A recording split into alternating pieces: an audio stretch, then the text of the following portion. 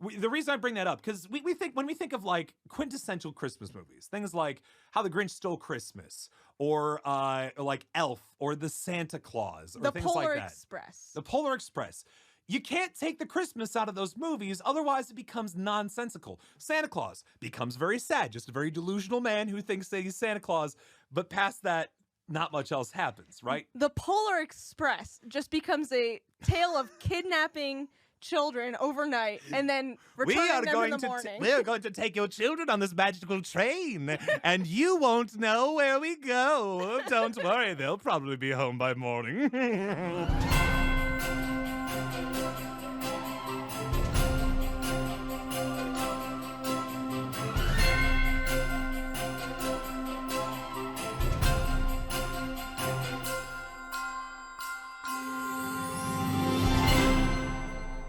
Good evening and welcome to our very first little baby podcast. Oh, I'm so excited for this. Are you, my dear? Baby's first podcast. Baby's first podcast. Welcome, folks, to Hallmark Holiday Havoc, a weekly series of podcasts that Marissa and I are going to be doing here for the next couple of weeks to celebrate, dissect, and otherwise attempt to elaborate upon various Hallmark original classic Christmas movies.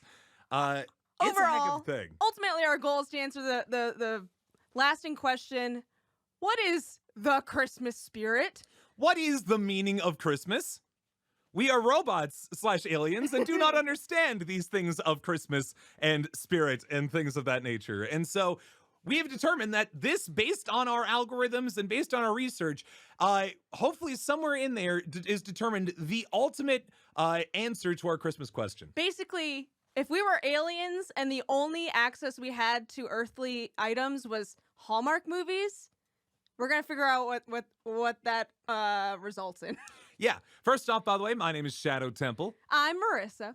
We are a couple that just really like dissecting culture and media. We don't really have any background in that, but we really enjoy doing it like Monday morning quarterbacks. Nor necessarily are we really obsessed with Christmas. I think that is maybe one of our goals here. Yeah. No, grow closer in the Christmas spirit together. My sister, for example, is a very big Christmas person, right? She really enjoys Christmas. Me, I'm like, it's nice. I like the lights. I like the decorations. I like the hot cocoa. But whatever, right? Unless, my dear, we use these movies in order to determine how exactly to get truly into the Christmas spirit. Yeah, exactly. Yes. So the game here, guys, is that each week we are going to watch 3 Hallmark original Christmas movies connected in some useless way, pretty much. Mostly by title. We won't look at the descriptions before we watch these things. Come on. What do you think this is? This is Baby's first podcast. Come on. We ain't gonna try to actually come up with real themes here. So instead, we're just gonna loosely base them off the titles and go from there. This week is no different. We have ourselves 3 movies that we have picked in advance. And by advance, I mean Friday. And we're recording this on a Sunday. We watched then those 3 movies over the course of the weekend, and now we are here to talk about them to you. Literally the last 24 hours, yeah. Yes. Actually, I'm pretty sure we watched all of them in the past 24 hours. Yeah, I know. So that was an adventure. They're all no longer than an hour and a half because TV. You can't really have a movie longer than that in order to fit all the ads in and all those things. And so this week we have ourselves 3 just really, I don't know if this is going to be every week, but really odd movies, man. I hope it's every week. I hope it's every week. So our idea was by the way, I should mention too, if you've never experienced the wondrous world, maybe you're not in the US, the wondrous world of Hallmark original Christmas movies. I feel like we should mention that first. Hallmark is a channel on cable television here in the States that during the Christmas season, so starting in October, in other words, begins to show movies. Now, of course, they could go grab all the classic Christmas movies and throw them out there like every other regular channel does. Yeah, but they can't afford those rights. So instead, they decided to put about $1,000 in on a budget for hundreds of different Christmas movies that they make in-house. And they've been doing this for over 10 years at this point, up to 15 years that they've been creating these Hallmark movies. And so as a result, we're going to have a lot of fodder for a lot of podcast episodes here in the future. Yeah, what a ride they are. Yeah, certainly. So this weekend we watched 3 movies. The first one was A Baby for Christmas, followed by A Husband for Christmas, and thirdly, A Grandpa for Christmas. The whole life cycle. The whole life in cycle from fact. beginning to end of Christmas. We figured by watching those 3, we could determine what happens over the course of a person's life that causes them to be a Christmas person, right? So, yeah. Now, we see people in chat. They're saying all the Christmas movies are the same. They all do the same stuff. Boy, are you in for a surprise. We are here to tell you today that we thought the same thing and we are wrong. These movies are extremely surprising, all right? And so I think we should just probably get started on these. I think so too. Starting with A Baby for Christmas. How the flow is going to go is we're first going to introduce the movie. We're going to talk about what the story is, kind of just, we'll pepper in maybe bits and pieces as we go along to explain the basic plot. Then we'll talk about our impressions of the movie. We are then going to talk about how Christmas spirity it was. You know, how close to the North Pole was it? How many miles away, right? And whether or not it was a good movie on its own. And then at the end of the podcast, and we're going to talk about this later on too, we want you to help us determine what connected these movies together. What did we learn in terms of the Christmas spirit? What did throughout the all this? aliens learn that only have access to these movies? And our podcast, of course. Very important, right? So, yeah. Anyway, welcome, folks. Let's go ahead and start with A Baby for Christmas, which, Marissa, I hid this from you. Okay. Oh, yes. So I'm going to put up the picture of each movie that they're using to advertise these movies. And I just want you to look at this one because Marissa hasn't seen this one yet. Okay. And I'll read it out loud because this is an audio-based format. But here it is. This is A Baby for Christmas. And there's the subtext. There's a bun in the oven this holiday season. Uh-huh. Uh-huh. Yeah. Yeah. That's a pregnancy thing. That's a pregnancy thing. A baby for Christmas. A baby for Christmas. Don't put that in a box and seal it up with wrapping paper. That's murder. No. Mm-mm. Anyway. Anyway. We start on a young couple. Yes. Blair and Marcy. The 2 pictured above, yeah. First of all, we didn't know their names for like 30 minutes of this movie. Yeah, they kind of hid them for a bit. I actually crossed out her name like 3 times because I got it wrong and ended on Marcy. So that's true. her name. Yep, Marcy. They are going to be parents. Marcy Young is parents. very pregnant. Yes. She's due on Christmas, Mhm. of course. Of course she is. And man, they are nervous. They are very new parents. They're the first time parents, and they are. Blair, I would say even more than Marcy, is extremely nervous. They are timing their going to the nursery by playing like baby crying. That's how they timing start. it. Yeah, like a Running shuttle to the run. nursery. Like in grade school when you did the shuttle run to determine how fast you could move. Did not know that was a parenting thing. I but don't think it is. I think they're just very nervous as new parents. We'll have to write that down. Yeah. Anyway, We jump to a new couple. all of a sudden, they disappear. Stephanie and Larry. A little older couple. A little older. Yeah, they're like frolicking in the woods. Yes. Being all kissy. It is a nice green wood or forest, by the way. No snow yet. Larry makes a note. Make sure that you know he does humanitarian work in Honduras. He is like Mr. like world peace rolling out there saving the day.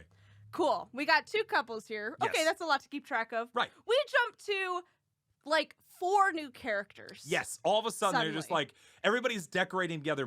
Marcy's there, but at no time do they tell us who the other people are in that moment. Stephanie's there. Marcy's not there. Oh yeah, yet. Marcy's not even there. Stephanie was there. Absolutely. So we hardly have any idea how these people are related. Yeah. There's a new lady, Mhm. Myra, Yep. who is with this guy named Donald, Yes. Who's like sleeping on the couch or just upset. who also goes by Duck, which Yes. is really cute. He is very He's cute. retired and he's unhappy. Yes. They're decorating for Christmas.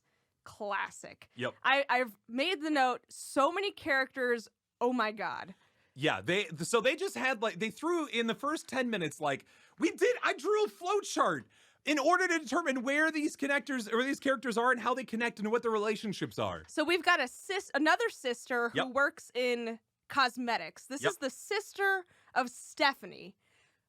We ultimately find out Marcy is the daughter of Stephanie. Yes. Myra is also the sister of Stephanie. But Elizabeth, who's the cosmetics ones, is the daughter of Stephanie. No, she's not. What? She's the sister of Stephanie. No. Myra's the sister of Stephanie. They're both the sister of Stephanie. But Elizabeth's so young. How could she? Oh, They're all, no. Yeah, they're all like a very like we don't know how old they are either. Okay, so it's a bunch of family. They got people. It's fine. I don't know. I thought that Elizabeth was this. Who knows? If you're feeling confused, don't worry. You're in the exact same realm that we were when we watched this movie. Yeah, Elizabeth is like the classic Hallmark corporate woman who doesn't have time for Christmas. She's too busy trying to move up the ladder, and people are putting pressure and deadlines on her to make it happen. And her coworker just harasses her every day. Yes. Her coworker, Brent. Her name, Brent. Who looks a lot like Kanye West. He's very much a jerk. But I was talking about Wilhelmina St. Clair. Wilhelmina is the boss. Who is I think was the only person who had fun making this movie, because she just went all out as just evil boss. Over the top. I loved it, honestly. She had a great time with it. Nobody else seemed to enjoy themselves. Anyway. Yeah. All the guys here, Blair, Donald, who else was there? Gavini, Gavini, who just a shows new up out of character. nowhere. Yep. Gavini just owns an orphanage. Yeah. So all the girls or all the women are introduced via like decorating the house for Christmas. All the guys are introduced in the gym. In the gym, because they're men. Lifting, being manly men. And that was it. Yeah. They were just in the gym, talking they about. They had introduced Gavini, who's just a guy. He's a guy. We don't know what relation is. Like, I guess a friend. I think maybe someone called him a cousin at one point. Maybe. But I forget. And honestly. he owns an orphanage. And it's kind of mentioned that he's like, oh, yeah, doing that orphanage thing. You should come by sometime. They're like, okay, yeah, sure. Yeah. Fine. Orphanages. Yeah, whatever. What a goody two shoes over here. No, I'm kidding. And then we get like 8,000 product placements. Yes. I've never seen so many product placements. So one thing we are keeping track of as we go through these movies too, because someone's got to pay for these Hallmark movies. Hallmark certainly isn't. Let's see here. I believe Sony had radios in it. Let's see here. There was whatever car they were driving. We determined that. There was a big scene about Hershey's Kisses. One of the orphans was like, all I wish for Christmas is that I could eat some Hershey Kisses with my grandmother. The iPhone? The iPhone, absolutely. Johnson & Johnson products? Yes. Yes, a lot of baby products, because they kept handing Marcy up there some baby products there. And it was like, here, Marcy, have this basket. And it's just like prominently baby powder, Johnson & Johnson. It's fine. It's great. So I think we introduced the characters well enough. I think just the basic idea is that this movie just jumps between the different couples. Yes, right. Pretty much. Myra and Duck, one of the older couples, just kind of trying to figure out what to do after retirement. They had owned a hardware store together. Sold it off, didn't know what to do with themselves, and they start kind of gravitating towards the orphanage and like starts doing stuff for them, right? Duck starts doing like handyman stuff for the orphanage. Myra, who's the mother, teaches the orphans to sing. She literally, there's a scene where she goes into a room, and she hears the orphans singing and is like, these orphans suck. I need to jump in and save this orphan choir. And you could tell that there was like one girl in the orphan choir who was like an actress, and everybody else was just like, they're random children. Yeah, just random children. And so she was focused on a lot. The rest of the kids were off to the side. Those orphans didn't matter. Just the main orphan. The main orphan, Denny. Yeah. Who she was the one who's like, all I want for Christmas is eating Hershey Kisses with staring at camera, Hershey Kisses with her grandmother. Who's dead. So there you go. The old couple there. Stephanie wants to connect with Lawrence, but Lawrence is off to go to Haiti to go save the world and can't bother sticking around for Christmas, which she's upset about, so she's trying to drag our family in. Yeah. Elizabeth's trying to get a promotion in her new job, but Brent is keeping her down, along with Wilhelmina. Brent. And then meanwhile, Marcy and Blair are just trying to figure out the whole parent thing and having a bad time of it. Their doctor is strange. who they pick up because, do you remember why? They picked up this doctor. New doctor. Because 75% of the babies that he delivers go on to get graduate degrees. As if that means anything. What? What? That's not okay. They introduced him as, well, we heard that we had a good doctor last time, but they were too medical. Too medical. I was like, what? What does that mean? I want a doctor that is too medical, please. They do pick up a doctor who's like vaguely like South Asian, like Indian maybe. Yeah, Eastern medicine. Yeah, like and for the first introduction you have to him is he starts meditating very loudly in the exam room. It's a little racist. It felt a little racist, and so. I wrote this down because this is one of my most memorable moments, that he introduced them to meditating with the baby to make sure everything's going. And so both of them are like sitting in the room, their legs are up and they're meditating. And Blair, this is one sneaky mother, because man, he had a plate of cookies under the couch that he was next to. And while he's he reaches underneath and tries to snatch a cookie away and eat it as he's going. And Marcy catches him. Yeah. How? She wasn't paying attention, obviously. She didn't. She wasn't meditating. That's the problem. That's why the kids messed up now. That's why they're gonna be terrible parents. Yep. That's a joke. Yep. There's also some like fake non-conflict. A lot of fake non-conflict. Oh in yeah. fact. Yep. Like, Yep. Elizabeth gets upset with Marcy for upstaging Christmas With having a baby. Yes, because she is pregnant. Yes. Well, apparently she also got engaged and got married around Christmas. Yeah, And so every year, every step of their relationship, it was causing got problems. upstaging Christmas. Yeah, how dare she? I think the next major plot point is this really awful advice that Blair gets from his doctor. From the same, for some reason, he went to the OBGYN, the baby doctor, right? He goes to the baby doctor for parental, like, psychological therapist alone. advice. Yeah, he goes by without himself. Marcy. And he's like, you know what you got to do is you got to make your wife, happy wife is a happy home. You got to make sure that she ain't doing nothing and that you're doing all the work because you're the man, and that you need to make sure that you're making the decisions around there. Yeah, you got to be bold and decisive. Yeah. At this point, we're like raising an eyebrow to each other, like, oh no. There's no possible way this could go well. So he immediately goes home to Marcy and says, Quit your job. Quit your job. Please quit your job so that you can take care of my baby. And she's like, No? You realize what that sounds like, right? She says, I'm not going to do that. And then goes to talk to her boss, who is this new character, Fiona? Fiona. Who is a baby hater. She's like, that baby's going to ruin your career. And she's like, oh, huh. That's not good. And then she goes, okay, I will give up my job. Yeah, so she just decided, she's like, oh, you know what, Blair? You're right. I am just going to be a stay-at-home mom now. So that hurt. Yeah, a little bit. Let's see here. Meanwhile, everyone's just somehow, for some reason, shows up at Stephanie's house separately. Yeah, there are like a grand total of 3 sets in the show. In the entire movie, one is Stephanie's house where they all assemble. Yep. One is Blair and Marcy's home. Then there's the orphanage, and that's pretty much. Oh, and Elizabeth's office, or not Elizabeth? Elizabeth's office. Elizabeth's office. But past that, there's really not anywhere else that anybody ever goes. So we are at Stephanie's home. Yep. With everyone. Yep. They all show up separately. Mm-hmm. She does not seem to have expected them. She only expected her man, Larry. Yes.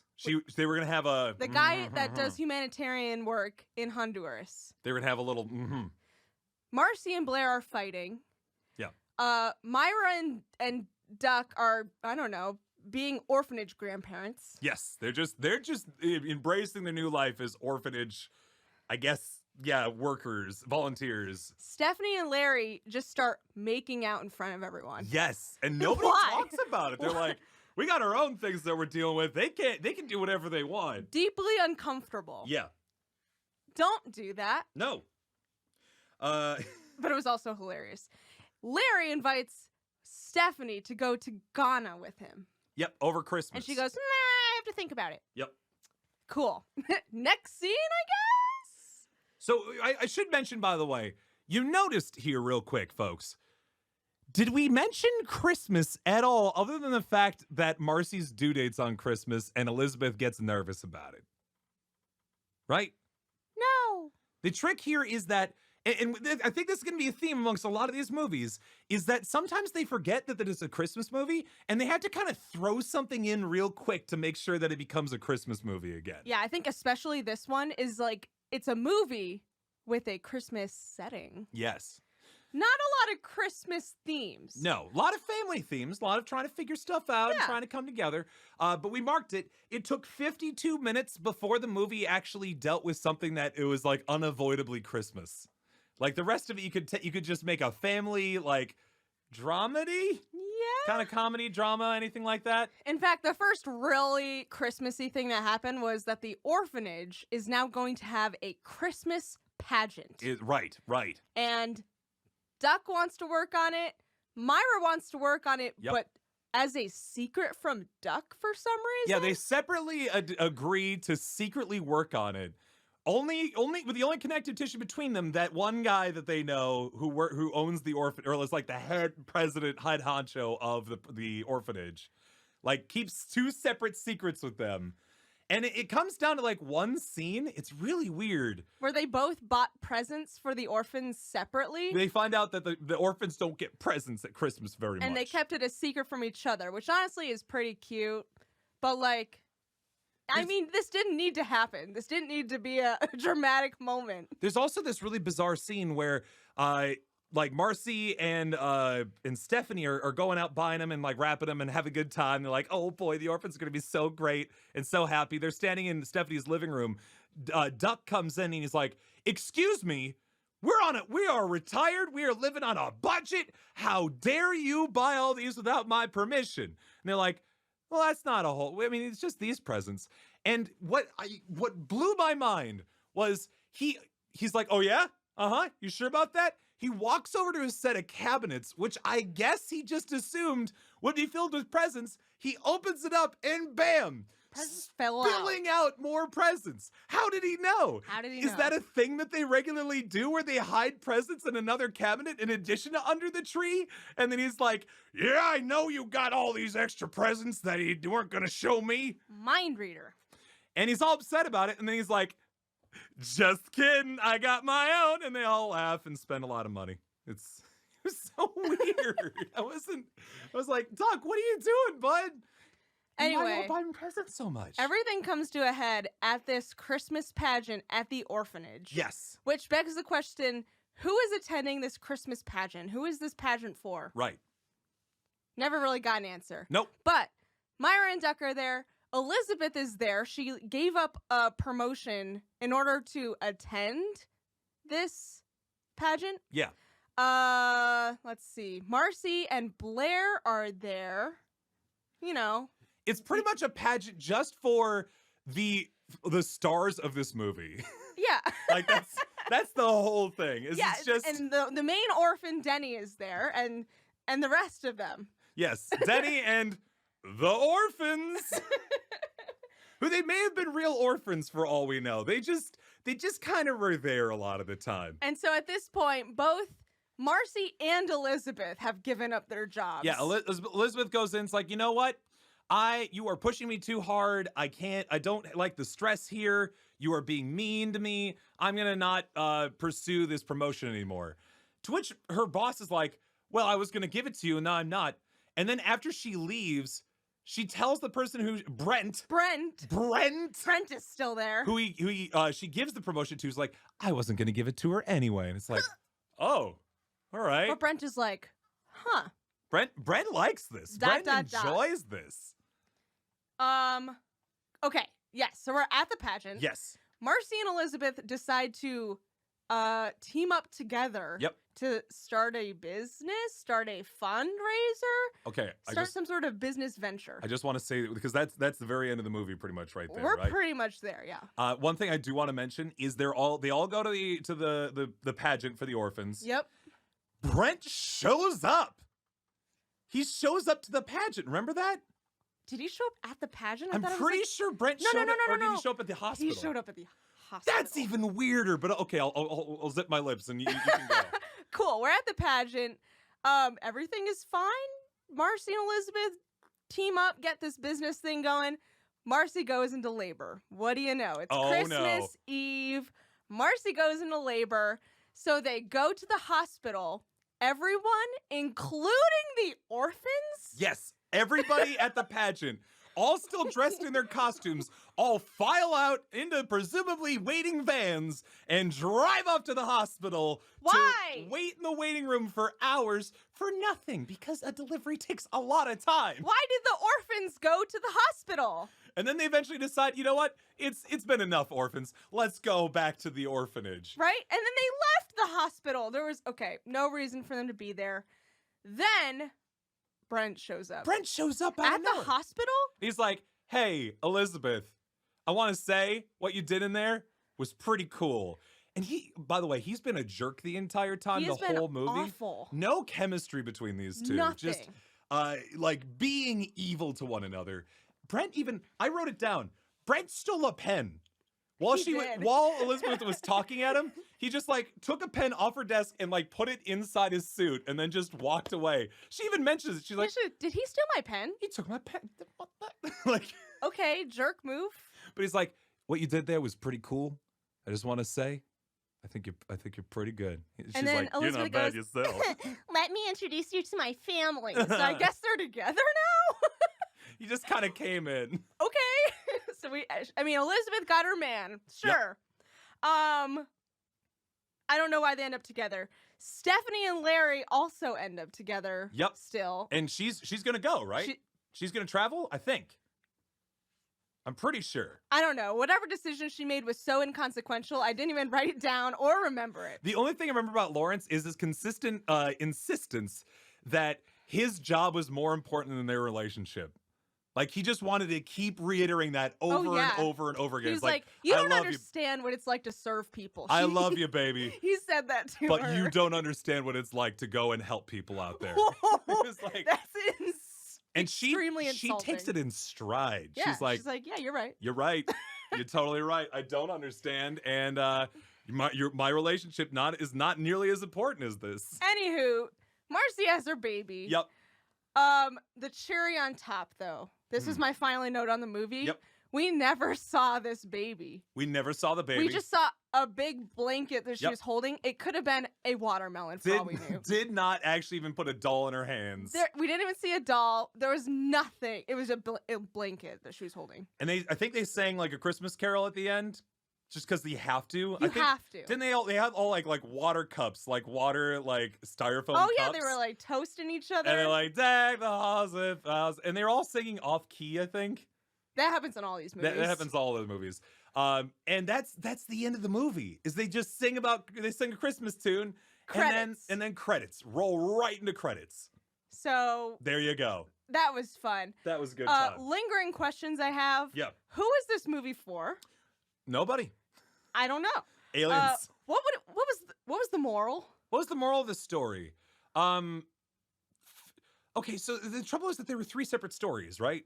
Yes. Essentially, that you could not necessarily get to. And none of them really had a moral. They didn't really have a moral. I guess just like Family? believe in yourself and family. Which, sure, great.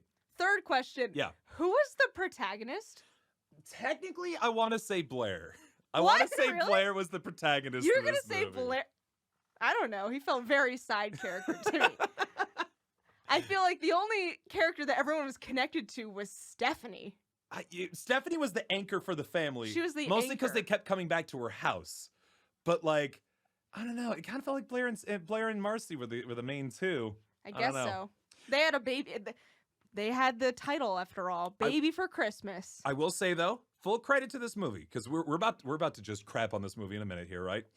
But full credit to this movie.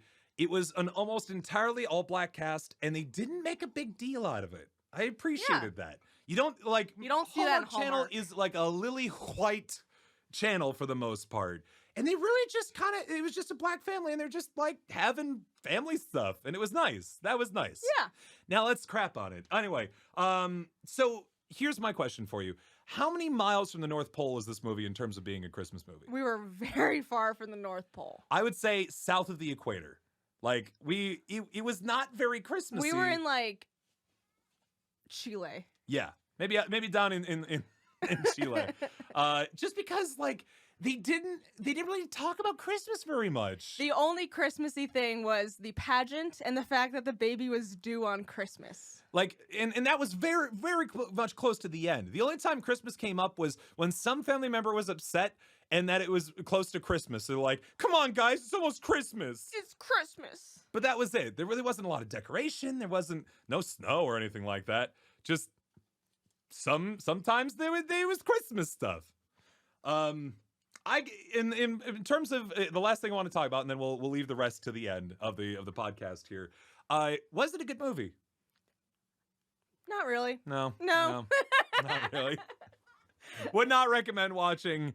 You can watch it over Christmas, as you do a lot of these, but You can like have it on, I guess.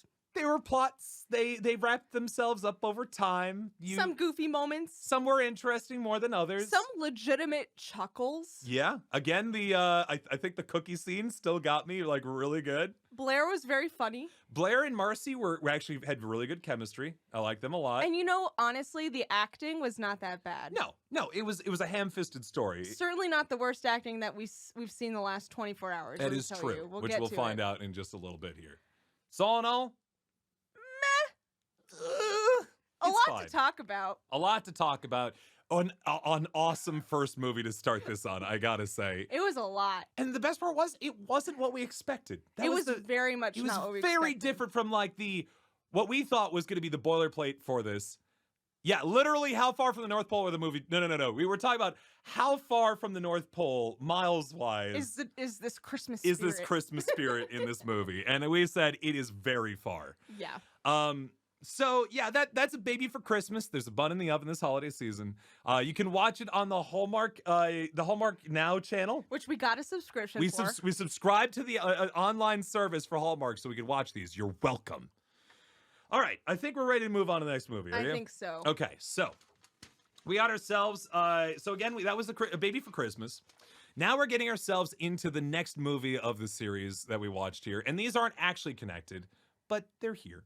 I think this one was the most fire. This one was the strangest one. The most fire. Definitely the most illegal. Absolutely. And that'll make more sense in a second. So here. many characters should be in jail at the end of this A movie. lot of characters should be in jail for this movie. Which is thrilling, honestly. We are talking about A Husband for Christmas. Also another movie, let me put a disclaimer on here, a majority black cast, and they didn't make it about that, and that's very cool, and I appreciate it. Hallmark, however, did not do, these are not new movies, and I'm a little disappointed by that, but it was a fun run regardless. I honestly, dare I say, enjoyed watching it. Just because the premise was so bonkers. I know, I loved it. As long as those goofballs don't go to jail, it is an interesting system, all right? And we start with this scene. All right. This lady, Yep. Brooke. Yep. That's her name? Brooke. Yep. She's walking through an office. Yes. On the phone with who knows, and is like, she's like, is everything ready? Is everything ready? We gotta meet at the airport. Yes. Cool. And then this man in a Santa outfit goes, hey lady, where are you going? She turns around and goes, I'm getting a husband for Christmas. Wink. And then da da da da da da da. Title. We're like, okay. We are in. And then suddenly, 3 weeks earlier. Yep. It just jumps. Yeah, I think it was like 12 days before. No, it's 3 weeks. 3 weeks? 3 weeks. The opening credits roll at that point. Which incredible that all this happens in 3 weeks. Yeah. You'll find out why. We're at a party. Just an office, not a holiday party. That part comes later. An office party. Yes, an office party. With a bunch of people from two different marketing companies. Yes, Just I think they're marketing firms. companies? Don't ask much. I guess they do advertising, that kind of thing. And right? there's like rumors that these two companies will be merging. Yes. I don't know why there's still rumors if we're having a party together, but okay. I'm not entirely certain myself. Brooke is there. Yep. And she encounters this man, Roger. No, Marissa, excuse me. His name is Roger Burkett.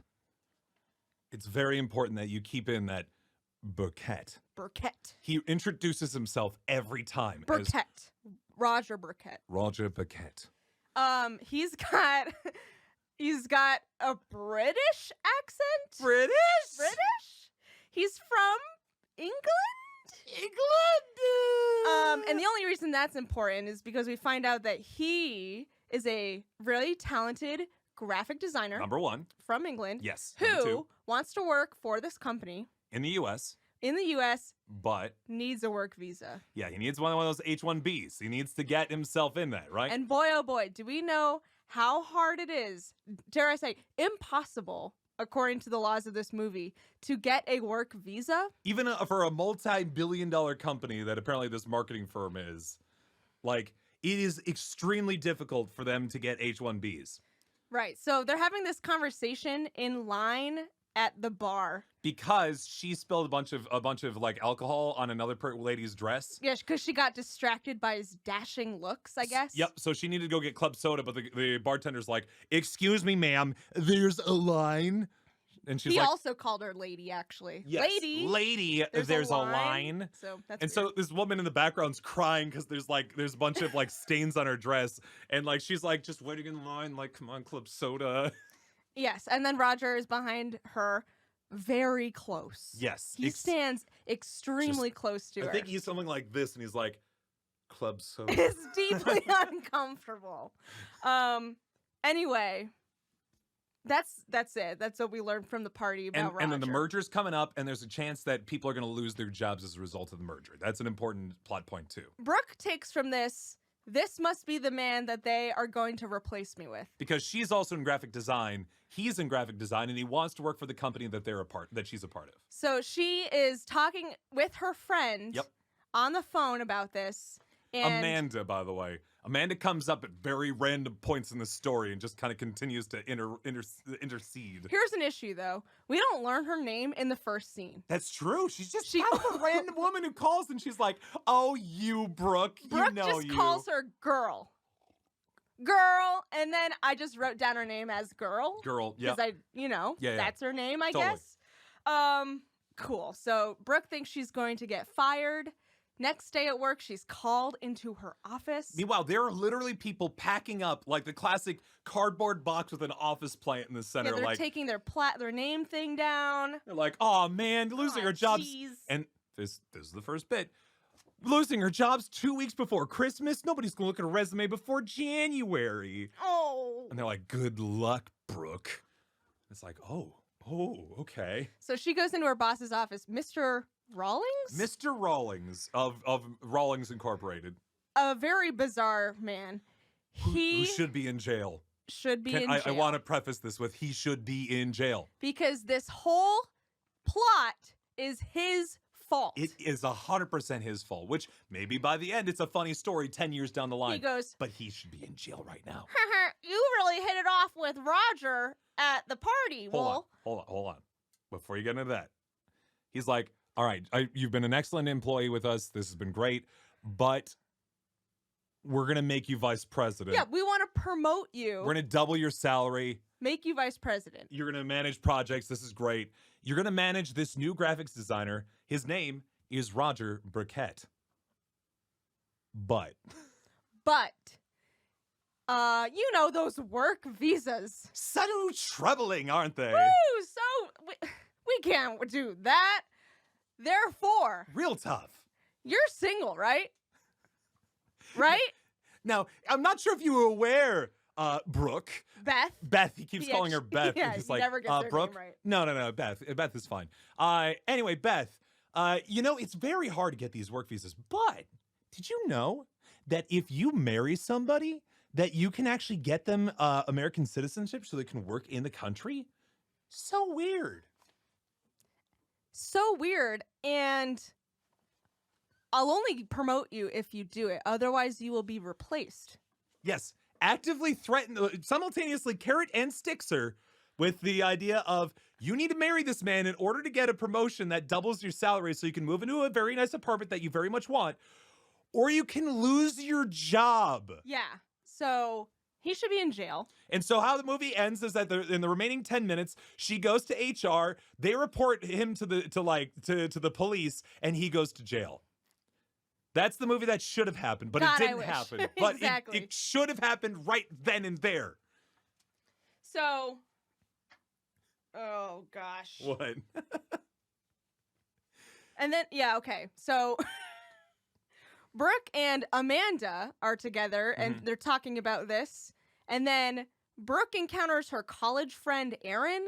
Yes. Who only appears one time. She is in the apartment that she wants, a condo that she wants.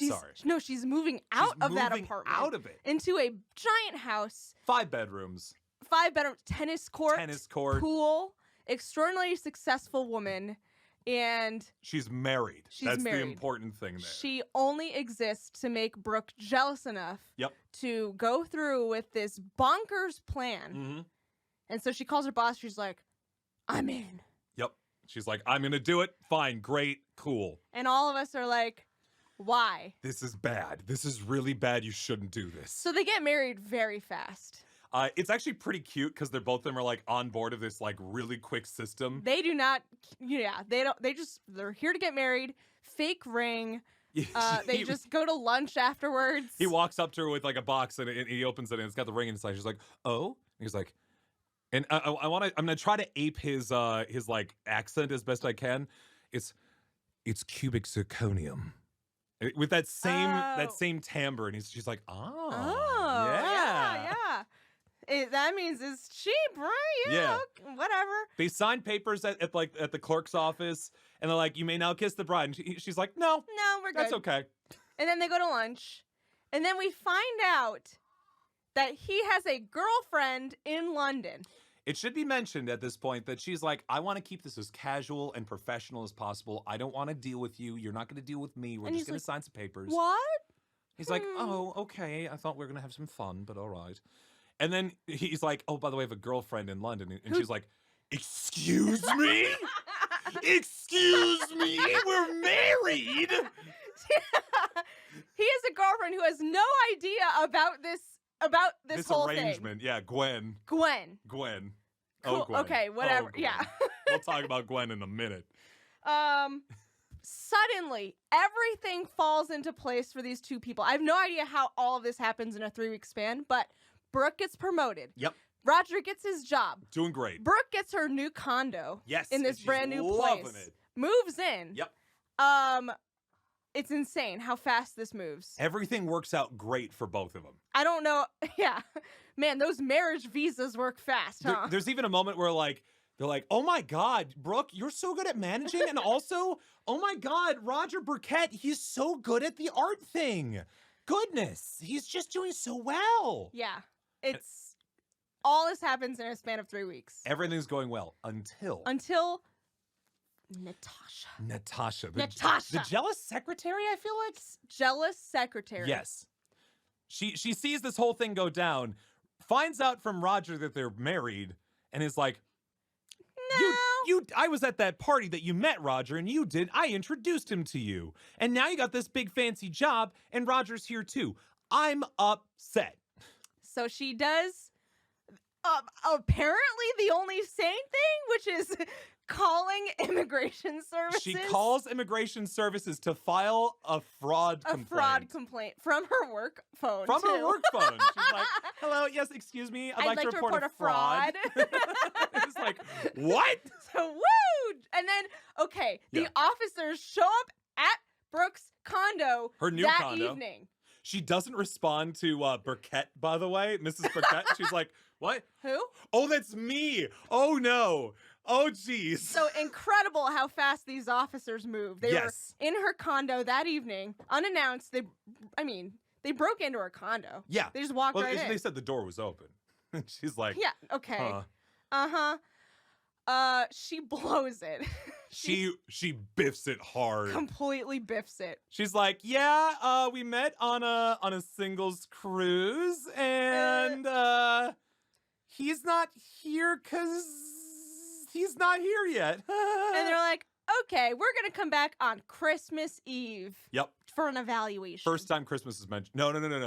Not the first time Christmas is mentioned. Roger Burkett makes fun of Brooke for hating Christmas for like a throwaway, one or two throwaway lines, and then that's the last mention of Christmas. And that actually happens a lot in these movies. Yes. We just like dunk on some random character for hating Christmas, Yep. even though there's no indication that they Nope. don't like Christmas. Other than maybe a lack of decoration. They're just the only character is not obsessed with Christmas. Yes. Who knows? Okay. Anyway, so she's like, okay, this is bad. The immigration services is going to come back on Monday, 8 a.m. Very important plot point. And if he's not there and they don't have their like story together, he's going back to England. She's going to jail for 5 years Yep. for doing a fraudulent wedding. But the drama doesn't stop there. No. Because oh no. then we have the holiday party, the office holiday party now, which is the second work party Yep. of this movie. And guess who shows up by surprise? It should be mentioned, by the way, her boss calls her before the holiday party and is like, you best show up With Roger. with Roger Burkett. Keep up appearances. And make sure that everybody's here and everything's good.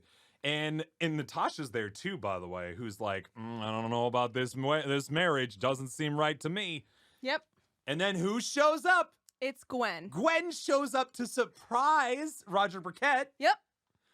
With her presence. Woo! They go to the party together. Yeah, he brings her to the work party? Yeah. I don't think he had any other plans. He's like, oh, I don't know either. I have a work party I have to be at. And she's like, oh, well, come along. And he's like, oh, all right. So, Cool. Yep, Okay, yep, great. yep.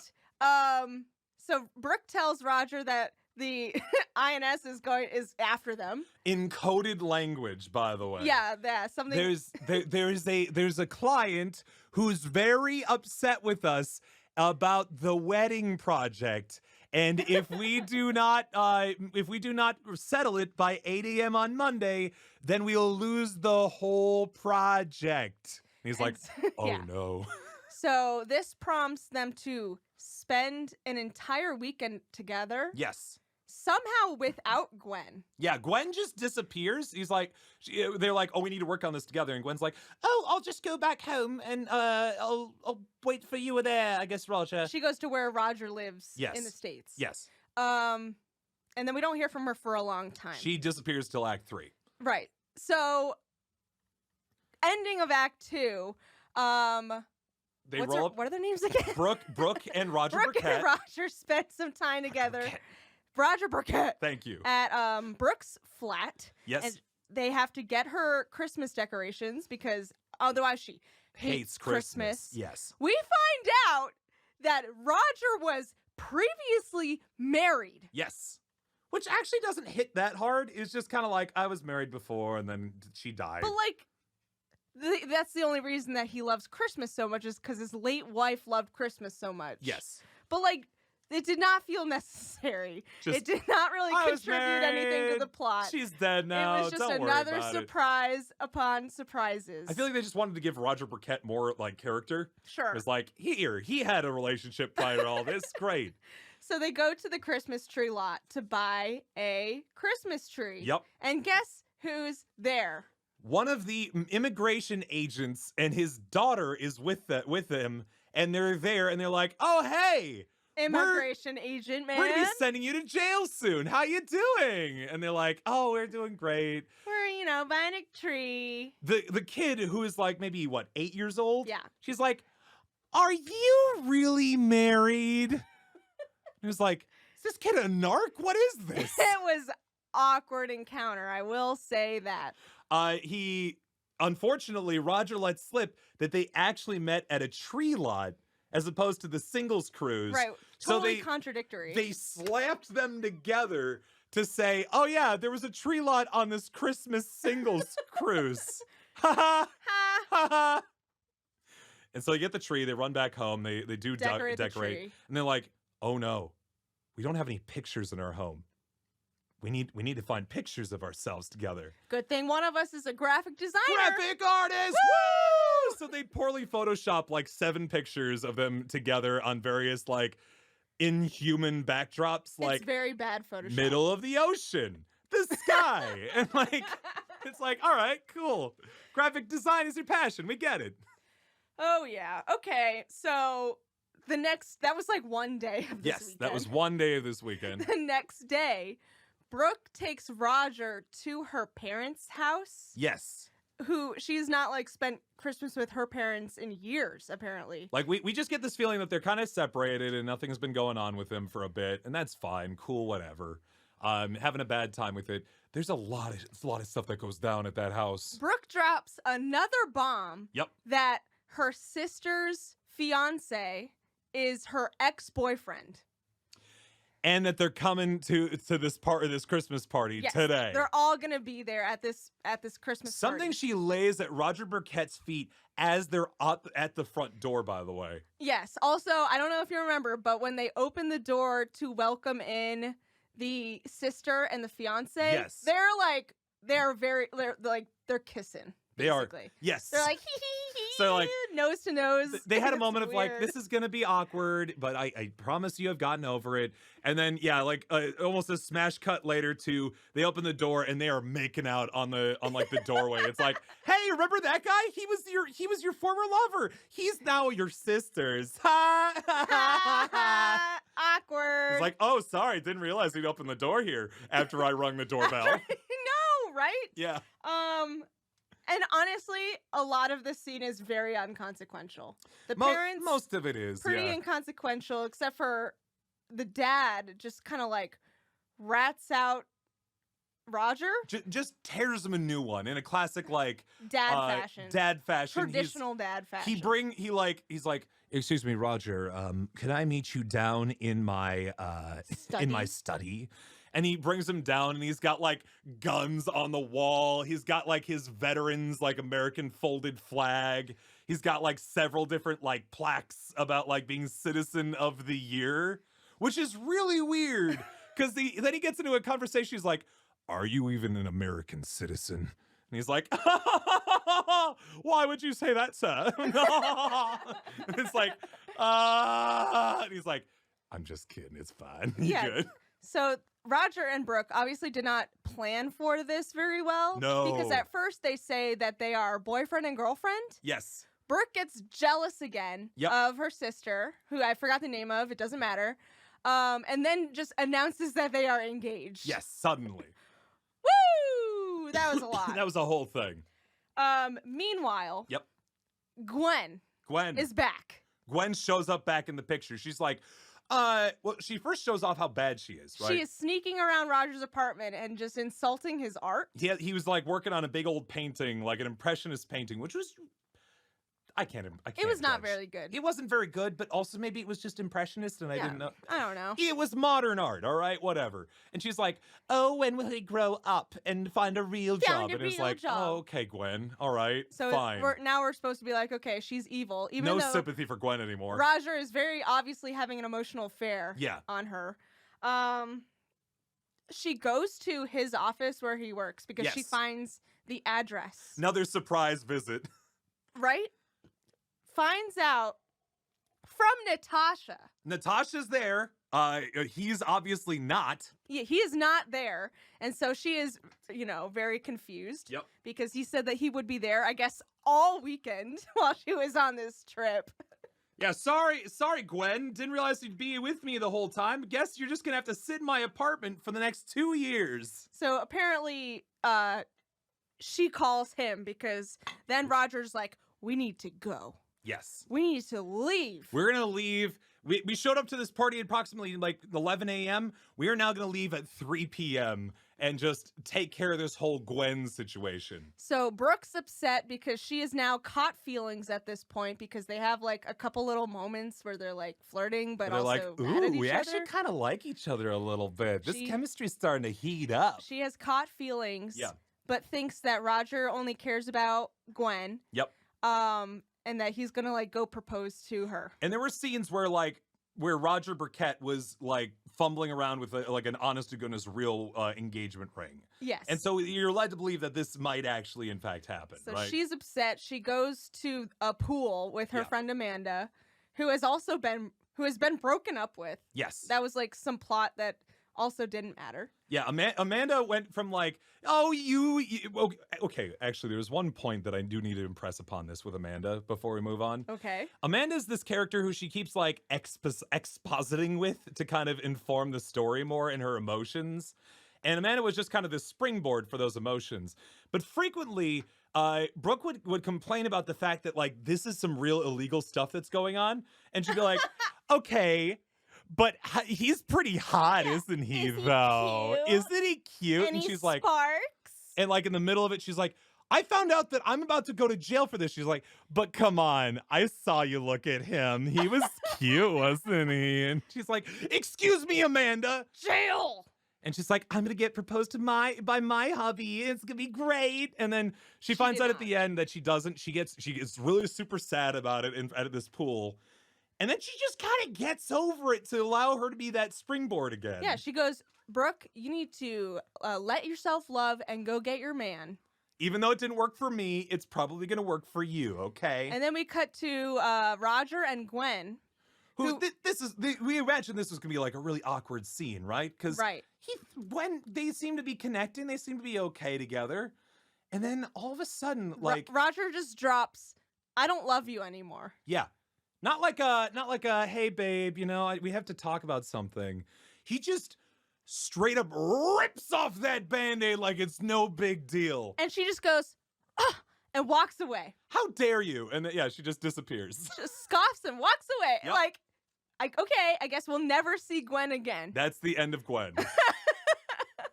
That ends that relationship, I suppose. Big, like, central conflict of that act. And it ended up just being, well, I guess Gwen's gone. She took it pretty well, honestly. Although there is a revenge of Gwen at the end, can we say? In the beginning of the third act, right?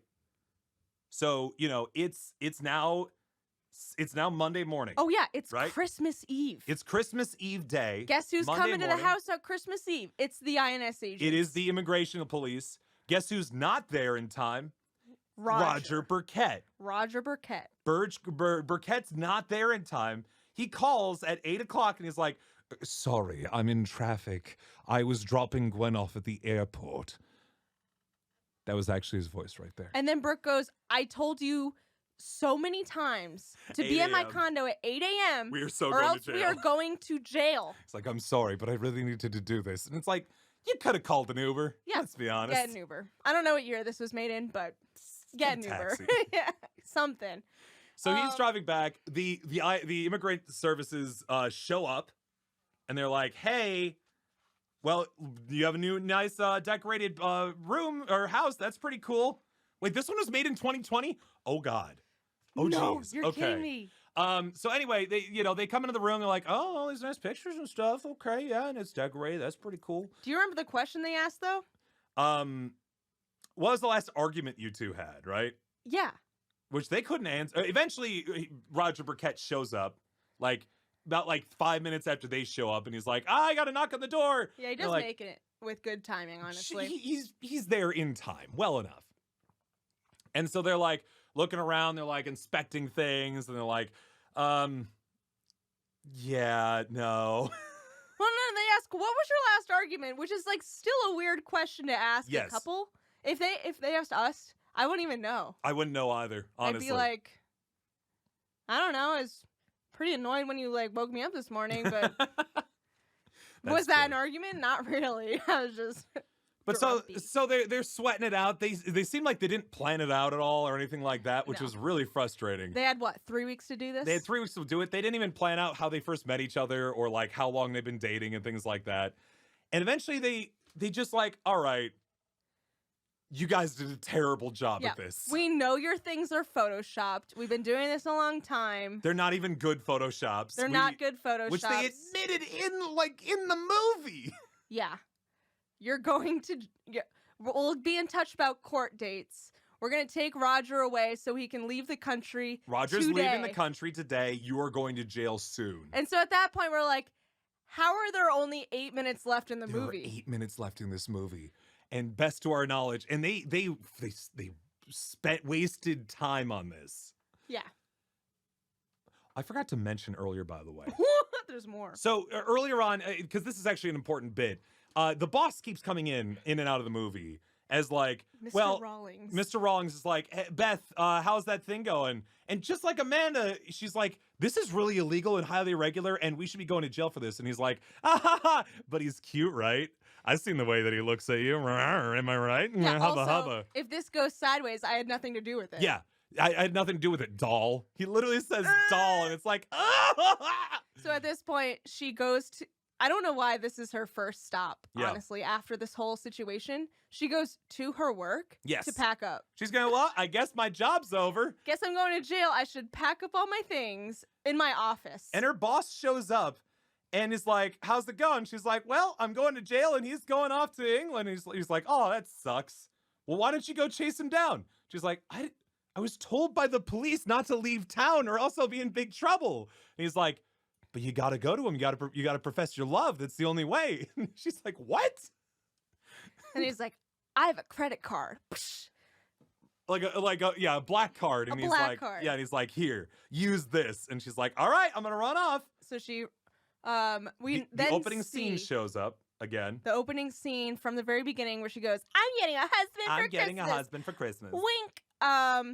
And we find out that she was on the phone Yep. with her entire family Yes. that we saw earlier in the movie. Why she invited them to the airport, I'm not really sure. So that Roger Burkett could ask permission from her dad to marry her officially. That was the plan. That was the whole plan. And they do this all in security, which, by the way, if you tried to do this in security, you would be all arrested. Just saying. Easily. But they're like, oh, I actually love you. Gwen's out of the picture. Everything's good now. And he's like, excuse me, and literally he's being dragged through security by the these immigrant, agents. the same two agents. And they're going through, and then she's like, I'm gonna cut in line. She cuts past everybody, throws her purse through the security She system, runs and lands through on the other security. side, like does a flip and is like, ta-da, I made it. And she's like, I love you. And he's like, I love you. And he shouts across security, he's like, hey, Dad, can I ask you permission? He's like, yeah, you can. Yeah. And then they kiss. They kiss. The immigration police are so enamored, so They go- entranced by the touching story that they decide to let Aw, him free. Yeah, they must be in love. They must be in love. Even though they obviously did something extraordinarily illegal. Yep. And then them being in love now does not change that. Nope, not at all. But they're just like, oh, so sweet. Yep. And then everyone sang Jingle Bells Jingle bells. and clapped. And the best part was the jingle bells. They had the cast singing Jingle Bells in security, along with everybody else in security. They were singing in a different key from the music that they found to back them up for it. At a different pace, too, which was very strange. It was awful. Yeah. And so together they sang it off, and that's the end of the movie. Everybody's safe. Nobody's going to jail. The boss wins, which is really bad. And yeah, 5 out of 5 stars. Would watch again. It was a ride. Yeah. And someone in chat there is posting like the YouTube version of the movie. We do not recommend here at Hallmark Holiday Havoc. do not like condone watching the movie illegal, but you can watch it if you're watching the live stream right now. Or marriage fraud. Or marriage fraud. Yes. Also, don't do marriage fraud. But yeah, everything works out for them in the end, and they're all happy, and they get the promotion and stuff, and just a lot of illegality. It was very much and then everyone clapped moment at the end, because it wasn't just the Yes. family singing Jingle Bells. It was everyone in that damn airport was singing Jingle Bells with them after all this went down.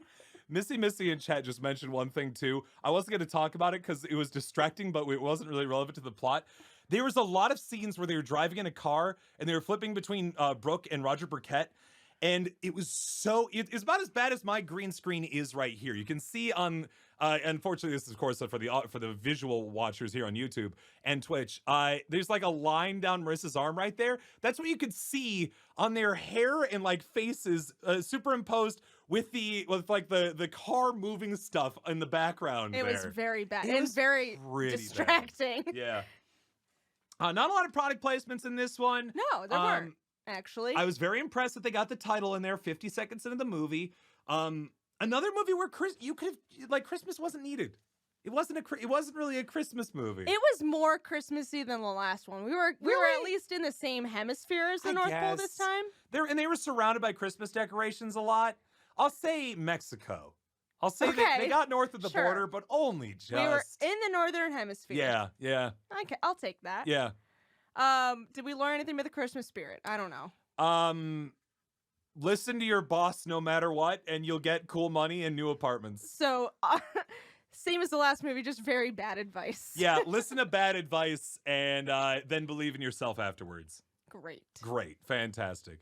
Was it a good movie? Yeah, it was great. It was great. You guys gotta watch it. You gotta watch A Husband for Christmas. I kind of enjoyed it. It was just such a buck wild run, though. There are movies that are bad. And this is bad, but it's a very fun to watch. It's kind fun of bad. yeah, that kind of thing. There is a lot of very, very bad acting. Yeah. Also. Yeah. But very fun to watch. Both Roger, they didn't find two British actors. Are they really that hard to bring over? Are the work visas too hard? Hallmark. Poor Roger's actor. Yeah, could not really do the British accent. You should try to find a clip of this movie because Roger has a really awesome voice. Very breathy, very baritone, and very nice. And then he's forced to do this kind of not great British accent, which just kind of wavers between all sorts of different regions for a while. And it's frustrating. Doesn't work. They could have found somebody. I'm just saying. Still a fun movie. Highly recommend. Again, majority black cast, not the point, and that's cool. I like that a lot. Sometimes those things are rough. Yeah, the Jingle Bell scene is not great either. All right. Last movie of this episode today, and it's running long, but that's okay. We're having fun with this. Yeah. The last one, so we've been following the life cycle. We've gone A Baby for Christmas, then A Husband for Christmas. The last one we have here, which is a very different movie from the other two, can I say? Yeah. We have ourselves A Grandpa for Christmas, all right? And this is starring, what's his name? Eugene? This is Ernest? a very important It starts plot with point. an E. Let me check real quick. A Grandpa for Christmas. It is starring oh, come on, it's got to be somewhere very important easily. Oh, it's right there. There it is. Ernest Borgnine, who is a very, if you saw him, you'd almost recognize him immediately. He is an old man. He's been he's acted all his life, and he's very, very, he's the most famous character or actor of all the movies we've watched so far. Yeah, maybe possibly all the movies we will ever watch. Yes, possibly. They were very excited to have him for this movie. It's very clear. He also is probably a voice actor because his voice is very recognizable too. The gist of it here is that, he's the grandpa. Yeah. He's the grandpa for Christmas. He's all right. Carl Fredricksen from Up. Yes. But basically grows up alone. Yes. And he's okay with it. He's got friends. He goes to the diner and eats with his friends and hangs out. They're all former actors and they are like agents and like song and dance people, and they have a great time together being old. Yes, they are old. They go to cafes together every day. Yep.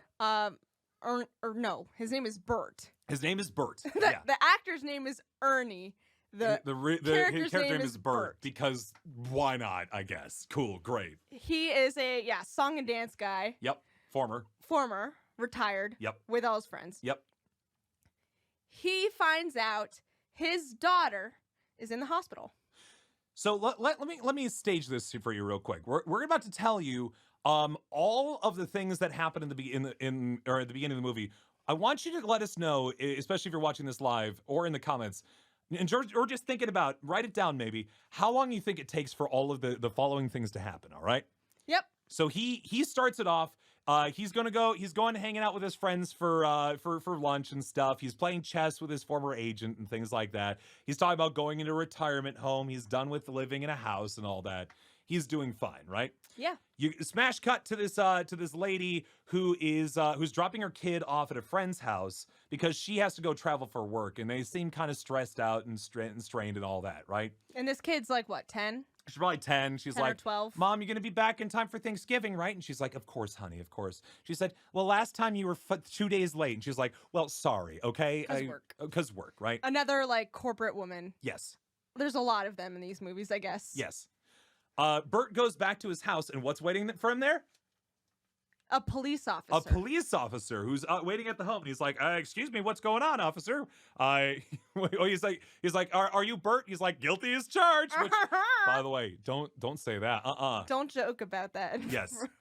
To a police officer. That's a bad idea. Yeah. Police officer goes, "There's been a terrible accident. Your daughter is in the hospital." Your daughter's in the hospital and she's Bert unconscious. goes, "Oh no!" Yeah. Goes to the hospital. Talks to the doctor. The doctor's like, she's had a very bad accident.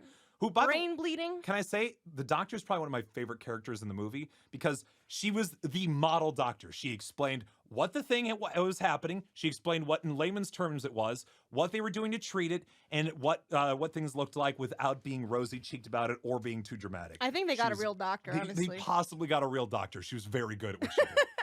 So, yes, she's got Blaine breeding.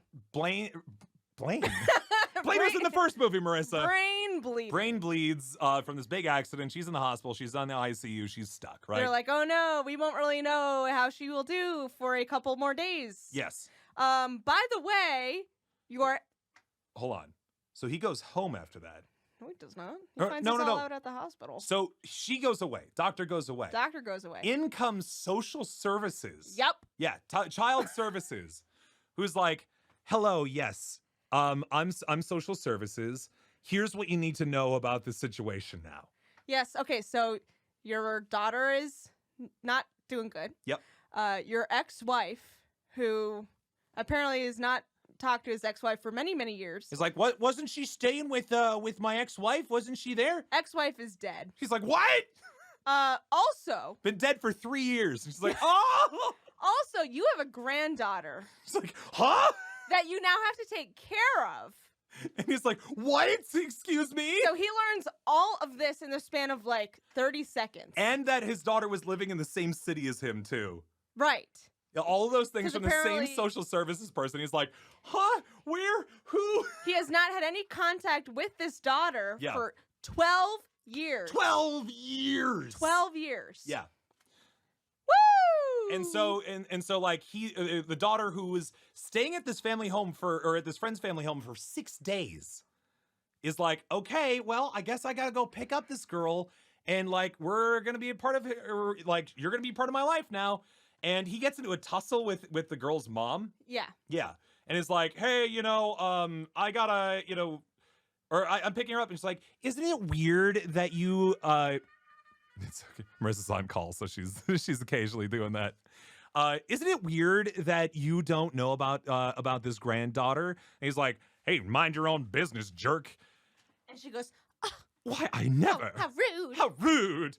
Yeah. Brings her back to his home. And this girl's name is Becca. Becca, who's very sad. She's just so sad. She is cries. Angsty. She cries the whole beginning of the movie. She cries a lot. Refuses to eat any food. Yeah, passes she doesn't out. eat. Yeah. She's very angry at Bert. Yep. And she's just very angry at everyone. Honestly, Yes. she's mad at her mom for getting in a car accident. Yep. She's very upset about all those She's things. upset she has to move schools all the time. Including now, because I guess the school has decided, well, you weren't in school for 4 days on account of your mom being in the hospital, so we're going to force you to change school districts now. Yep. She falls asleep with her Converse on. Yep. And Bert comes in and takes them off. Creepily takes them off. And that's supposed to be endearing. Yep. I And guess. it's like, oh, look at him. He cares. Awfully creepy, but it's supposed to be endearing. Okay. At this point, guess what mark we are at? What minute mark do you think? Yeah, so this is the time to predict. All of those things together. We have learned so much about the world that he needs to take care of this girl. This includes the opening credits, by the way. 12 minutes. 12 minutes. The opening credits introducing the old man, introducing the fact that there's this daughter and a granddaughter, and like she misses Thanksgiving, and she's in a car accident, and there's a dead grandmother, and they live in the same 12 minutes. That whole thing. Incredible. Incredible. That was a lot of stuff to happen in 12 minutes. So we move on. Yes. Becca and Bert are living together now. Becca hates him. Yep. He's just like, awkward grandpa, I guess. I'm an old man. The first word she said to him, "You like that sweater, huh?" You like that sweater, huh? Yeah, she looks him up and down, goes, "That's your favorite sweater, isn't it?" He goes, "Yes." I think social services is like, it's because it's old. It's old and it's trash. Yeah, that's weird. we get the product placement of the movie. Yes. Well, oh yeah. iPods. The iPod Nano, it can hold thousands of songs. Nano. Thousands of songs. Yeah. It keeps showing up. It actually is a plot point later on too, but we'll talk about there. that in a That was minute. the funniest part of the whole movie, honestly. Kept showing up. There's another supposed to be endearing moment. Yep. Where Becca's afraid of thunderstorms, and there's a big thunderstorm. Yep. Bert talks to her, comforts her. Yeah. Honestly, sings a really nice lullaby. Yeah, It was really sweet. a Welsh lullaby was very cute, and she's kind of getting into was this, really like, cute. okay, pretty. He's all right, I guess. I like that part. We find out that, like, throughout this, I guess the grandmother, before she died, told all sorts of terrible things about him. About Bert. Yeah, which is why, like, why she hates him so much. Yeah, why his daughter doesn't like him. His daughter, Marie, who is in the hospital still. Why Becca hates him. Yep. Because of this grandmother who's dead. Right. All right. Weird. Yeah. We then go back to Bert's friends. Yep. His old people friends. Which this like, I don't know, entourage of olds is a very frequent plot mechanic where they all, they're all old, but like They're always around. like in the movie Red, they all have like particular sets of skills that are very important to the plot. Like one's very good at choreography, one's very good at singing, and like one's an agent and knows how to do stuff. We have this lady who is named Roxy. Roxy, yeah. Who, this was a really funny line. Yeah. Who is with Becca because Bert had to go to like enroll her in school or something. Yes. And she goes, pulls up in a PT Cruiser, by the way, a convertible another PT Cruiser. Product placement, Classic probably. 2007. Becca goes, I don't make friends easily. Oh, yeah. And Roxy goes, yeah, I figured. Or I noticed that about you. I that doesn't surprise me. that is exactly the words. That doesn't extraordinarily surprise offensive. me. That's extremely offensive. And she's like, ha, I didn't make friends in school endearing. either. Woo! So one thing I will say about this movie in general compared to the other two were very much wrapped up in like the stories and conflicts of the characters involved, right? Mm-hmm. The first one had 3 different plot trails that we had to kind of follow. Sure. The second one was, you're all going to jail because you're all terrible people, but we're going to make this work into a love story anyway. This was like, girl goes to her grandpa's house and they just generally have a conflict-free time. For a vast majority of the movie. A lot of little conflicts. A lot of like micro conflicts, like he made a bologna sandwich when she likes peanut butter. Oh no! Oh no! He washed her red shirts with her white shirts, and now they're pink. No! What, streaky pink? I think they called them. Yeah. And now we have to go buy new clothes. They play chess together, and she beats him and makes him bury his sweater. Bury the sweater. They're like, if I win, you can't slam my doors anymore. And she's like, well, I win, I get to burn your sweater. And the agent guy is there is like, hey man, that's his favorite sweater. What are you gonna do? She's like, fine, let me bury it. And he's like, you're on. And then cut to them having like a funeral for this sweater. Yeah, to a synthesized trumpet playing taps. Taps, yep. That was silly.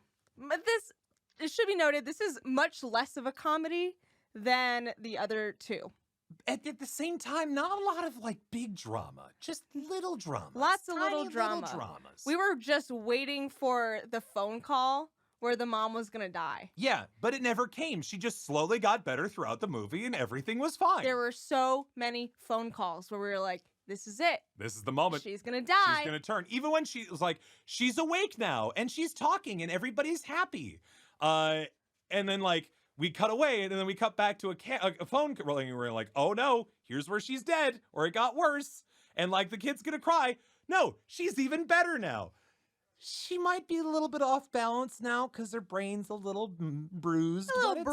But it's fine. She's fine, guys. So She's did you fine. know that this was a Christmas movie? Oh yeah. Oh shoot. It's Christmas now. Someone got a Christmas pageant in here. But you know who hates Christmas? Bert. Grandpa doesn't like Christmas. Grandpa Bert doesn't like Christmas. For reasons that do not get talked about till the end of the movie. Never gets a tree. No trees. Becca just asks everyone why he doesn't get a tree. And no, it's like, Well, he didn't tell you, so I'm not going to tell you kind of thing. He just doesn't, I've known, as long as I've known him, he doesn't do Christmas. Yeah, okay, whatever. Yeah.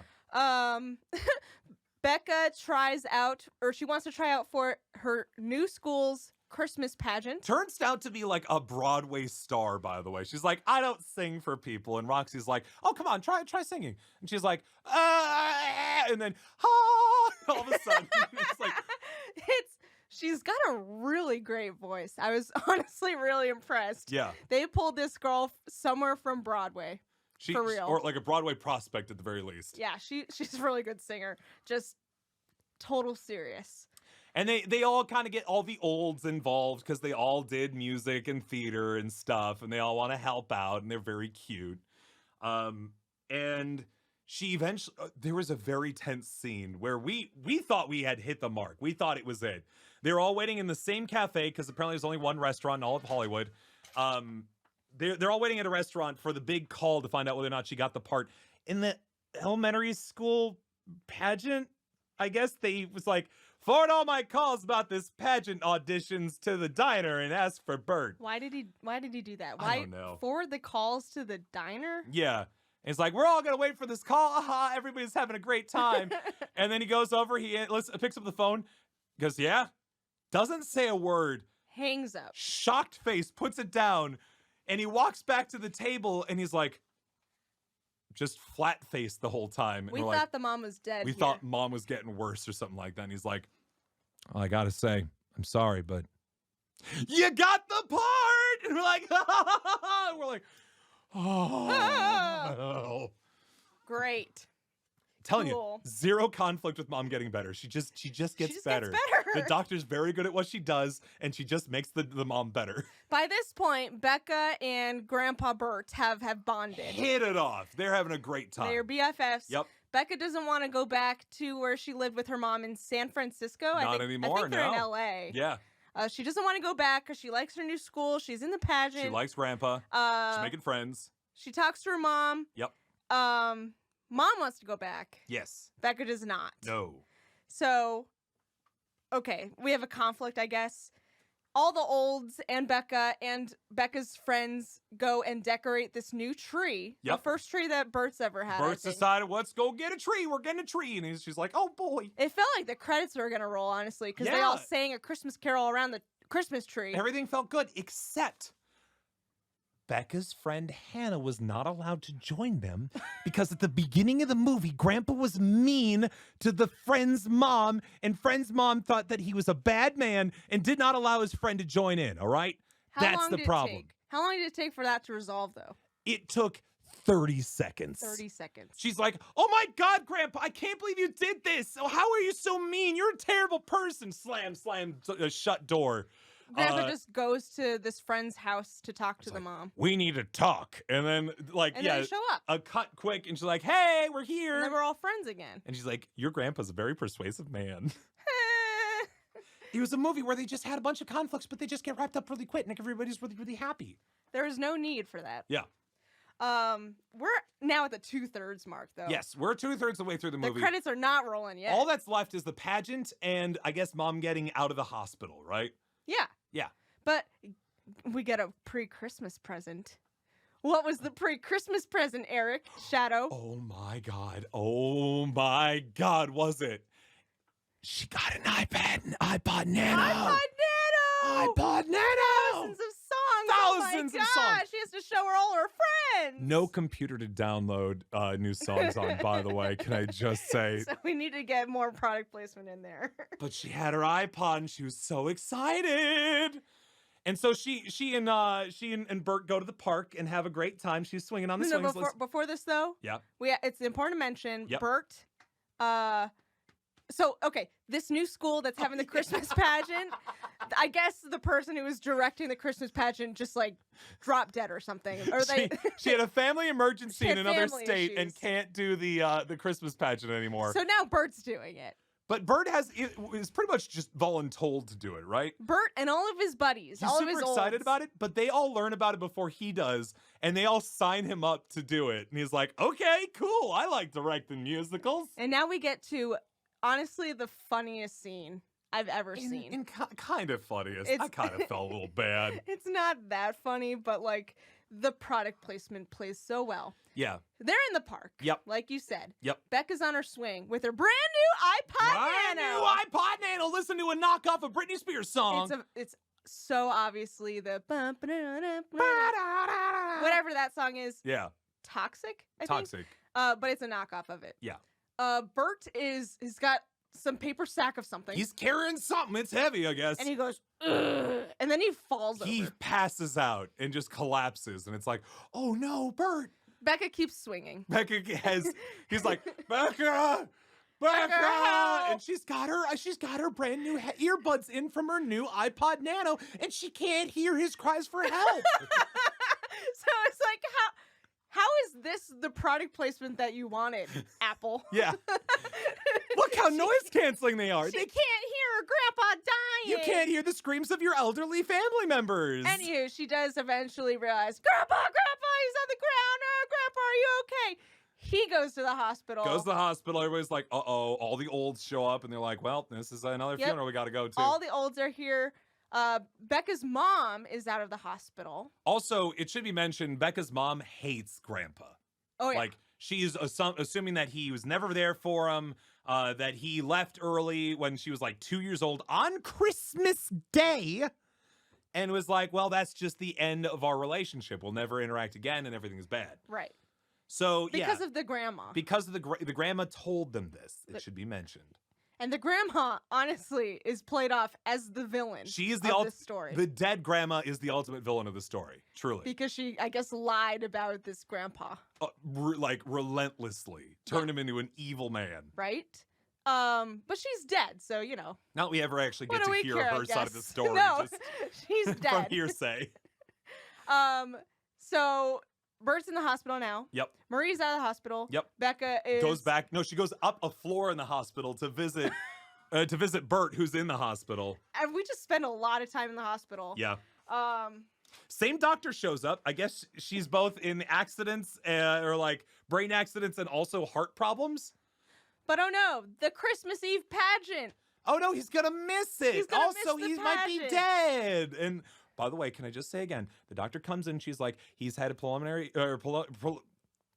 embolism. He has blockages in like near towards his aorta. We are putting in we're clearing out the blockages. We're putting in a mesh in order to prevent blockages from occurring before. We've done this thousands of times. He is going to be fine. And she like explained everything. She said the medical term, the layman's terms. She told what they were going to do and that it was going to be okay and everything's fine. Obviously and she a walks real away doctor. and 10 out of 10 would doctor again. She's just so good. It was She's so good. Very unlike like traditional drama. She didn't like take off her gloves. It's like, oh man, We we're don't know if working he's gonna so make hard. it." He's not gonna make it. We don't. She's just like, this is exactly what's going to happen. I'm gonna say this very calmly. I'm not going to sugarcoat it, but I'm also going to make sure that you know precisely what's happening in a very measured and even tone. So cool. Everyone leaves the hospital except Yep. for Bert, who's Yep. still there, Still in the to go hospital. to the Christmas Eve pageant. Yes. Everyone in this pageant sucks. Yeah, they're all really bad though. They are awful, except for Becca, who is Becca. very nervous. She actually She's doesn't so want to do nervous. it because She doesn't want to do it, Grandpa's not there, not to cheer her on. She's very Yeah. nervous, even though all her olds are there to help. even though she's infinitely more talented Yeah. than any other person at the school. Grandpa calls the school several times to check in. Is like, hey, did she practice the segment with Gotta Roxy? run through it again. You gotta run through it again. And his agent's like, yeah, whatever, dude, fine. And he hangs up and, And he then doesn't her answer like, the phone don't anymore. answer anymore. And Bert takes this matters into his own hands. Bert's like, well, I can't abide by this. He gets out of bed, he gets dressed. The doctor comes in, she's what like, are you doing? you need to stay here. You're in big trouble, sir. Like, you need help. And he goes, I'm old. When you get to be old as I am, some of the times the best choice isn't the wisest choice. And she's like, she doesn't say another word. She's just upset by it. And this was the best movie doctor we've ever seen. Like she didn't agree with him. She was just like, well, all right. So he goes to the pageant. I have other patients to look after, I guess. Whatever. And sir. he makes it just in time for Becca's number. Yeah. Very excited about it. All that jazz, right? And she's like the most talented young girl I've ever seen. Yeah. She's really good. She's extremely good. Oh, better than this amazing movie. voice. Ernie and that girl, the only two There really they are. highly paid actors, right?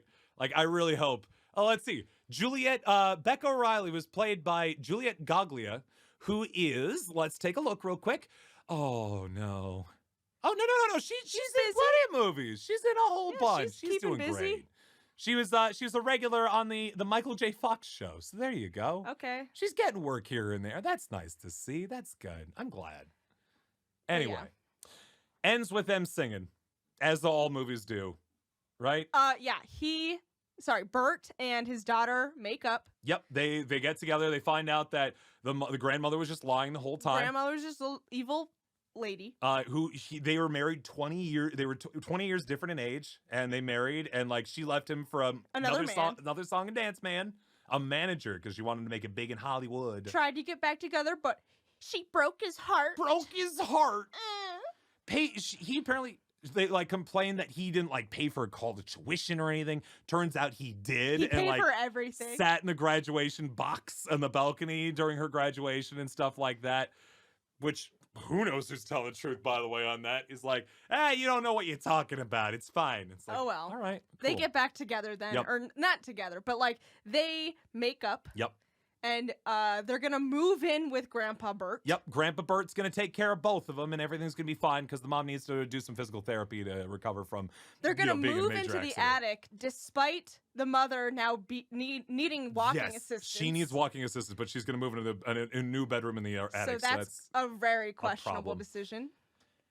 And that's kind of how it ends. The whole ensemble sings the song together at the end of the pageant. Everybody's happy. The end, right? No one dies. No one dies. We definitely Everybody's thought happy. someone was gonna die. I thought Bert was gonna die. I and thought the everybody's mom was like, gonna die. Oh my god. But just I want to reiterate though, despite like the big high drama of both Grandpa and Mom landing in the hospital, it was a very like sugary sweet movie. Nothing bad happened, and when it did happen, nothing stayed bad for very long. Totally. Like for sure, right? What? How Christmassy was it? I would say, okay. So this, I think we've reached. We'll hit this, and we'll hit all the rest of it later. Yeah. I would say it was probably maybe the Christmassiest of all the movies, only because the pageant was such a big part of the story compared to the other two. Compared to the other pageants? Yeah, which pageants? Why are there so many? But I would say you're probably getting into maybe like Nebraska. You're getting closer. Okay. I wouldn't say it was necessarily like Christmas integral, Sure. but I think it was fine, right? Yeah. Miami, Nebraska, somewhere around there, right? Was it a good movie? Good movie to put on TV during the day and stop by on occasion, because Ernest was genuinely like an enjoyable character. Yeah, I think a lot the of charisma. performances were good, honestly. Yeah, all the performances were very good. This Not a girl's lot of ham-fisted talented. acting. This young girl She's is very, very talented. Yeah, we watched 2 pageants, right? There wasn't one in A Husband for Christmas, right? I don't think so. good. No, there was. Remember Wait. the orphans? No, Marissa, that was Baby for Christmas. Oh my A God! Husband for Christmas was You're right. Yeah, you're actually Immigration right. Services, and there wasn't no pageant in that one. No So pageants grand total there. of 2 pageants in these 3 movies. All right. Sure. All right. So, yeah, of all the movies, I'd say that's probably the best movie of the bunch, right?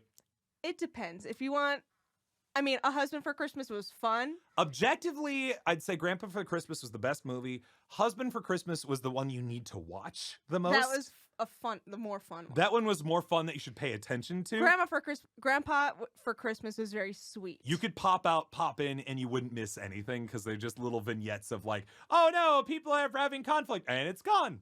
Yep.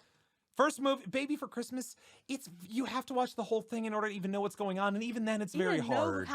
We don't even still know who was related to who. We don't necessarily know. It's a tough movie to follow. So yeah, I'd say Grandpa for Christmas, definitely the best of the movies, but Husband for Christmas, definitely one you need to watch. But all right. So we have 2 questions at the end of our time here. Yeah. Unless you had something else you wanted to say. No. Okay. So the first question I have, and I think we're going to ask this at the end of each podcast here, all right? The first question I have for you. If you took out Christmas from this movie, would it still be a movie that you could watch? Like, is Christmas integral to this movie or not? A Baby for Christmas? No. Absolutely not. It It could have just been orphanage doing a talent show. Yeah. And have done the exact same thing. The right? due date could have been any day of the year. Could have been it could have been January 24th. We could have had A Baby for May 3rd. It could have been August 15th. Like, it did not matter in the slightest. There other wasn't than even any snow. They sing some songs, and they needed a reason to get together as a family sometimes. Could have done a potluck, like whatever. Yeah. So no, I would say not for A Baby for Christmas. Husband for Christmas? More. I would say still argue no. There were some bits in there of like, oh, you're bad at Christmas. I'm good at Christmas. I love Christmas. But you could have that same story without any of it, right? That's true. The only really Christmassy thing was like in between every scene, they chose the most terrifying Christmas animatronics from the city of wherever they filmed this. Yes. Every frequently. single scene transition had these terrifying Christmassy animatronics. Yep. That was it. And like, I guess they had to come over for a Christmas party at his house. But again, could have been like a wedding shower for the new couple, yeah, right? That too. So I'm going to say no on that one. Okay. Grandpa for Christmas? I'm also going to say no. Okay. Again, you could have replaced the Christmas pageant with the talent show to have done the exact same things. That's true. And not have affected anything. All of them had like a Christmas tree scene, but Yes. it was not integral to the plot. It was a Christmas tree scene because it needed to be in order to become a Christmas movie, Yeah. right? Mm-hmm.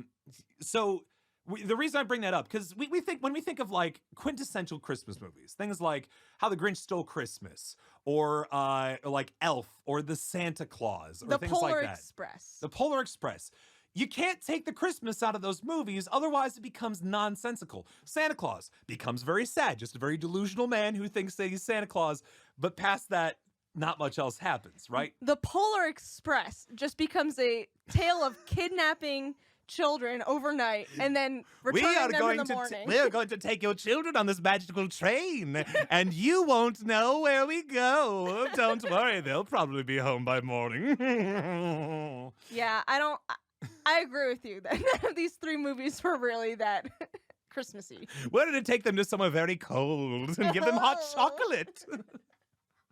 But And we're gonna visit an old man. a very old man, right? And of course, that doesn't mean that all Christmas movies have to follow that formula in order to make sure that they are Christmas. But Isn't like Die Hard or something? Die Hard, it does not have to be a Christmas movie. Straight up. Independence Day. Independence Day. Okay, that's a fourth. Never mind. Anyway, but yeah, so all of that, right? It's kind of tough, right? But here's you want to do the last segment of our thing here? Yes. Okay, what is it? As the aliens that only experience Hallmark movies, Yes. what did we learn about Christmas and the Christmas spirit? Through the life cycle of someone in Christmas, The baby for Christmas, husband for Christmas, grandpa for Christmas. What did we learn? I think we learned that you need someone to teach you that Christmas is important, or else you'll die sad and alone. Also, you should give up everything for Christmas. We had people giving up their jobs. We had people ready to go to jail. Yep. We had people who were practically ready to risk their lives. Yes. Because Bert just left the hospital. Bert decided his heart is gonna be fine probably now that they got that mesh in there that hasn't healed. Yep. And go to the hospital, get that done, right? Those three, yeah. I think that's it. Just Write it down, folks. the moral of the story here is risk everything for Christmas and family. Yeah. And love, I guess. Risk all things. The end. So there it is, folks. Our first episode of Hallmark Holiday Havoc. That we seems hope like you some great advice. We hope you had a lot of fun with this. We're going to be doing this every Sunday for the next couple of weeks here. Presumably through the rest of December. If people are really into it, maybe we'll keep doing it for a bit. I don't know. I don't know how often people want to hear about Christmas stuff out of that stuff, but yeah. I just realized. Yeah, definitely agree on this comment that Trina, yeah, particularly bad advice. Really bad message this year. in Do not risk 2020. your health for Christmas and family right now. Please don't do that. Don't do that. Stay at home. Stay safe. Be Good safe. Lord. Okay. Yeah. So next week we actually have ourselves. So each week at the end of the podcast, we're actually going to give you guys the movies we're going to be watching next. So that way, if for some very dumb reason that you want to try to follow along and watch these with us in advance of the podcast, you'll be able to watch them in advance. And of course, you can watch them on the Hallmark channel. You can also watch them on they have an online system that you can watch it on if you want. It is a subscription service, and you have to definitely do it or pay for it if you want to get it in. But this one is next going to be what was it? It was the Father Christmas series, right? Yes. Oh my Okay, gosh, guys, so- we're going to be hunting down Father Christmas. We are hunting down Father Christmas. The search for Father Christmas. All right, I got to find the list of these real I've got quick. it. Oh, you've got In them my already? brain. Yes. What are they? They are 1. Yes. Finding Father Christmas. Right. 2. There it is. Engaging Father Christmas. Yep. 3. Marrying Father Christmas. Yes.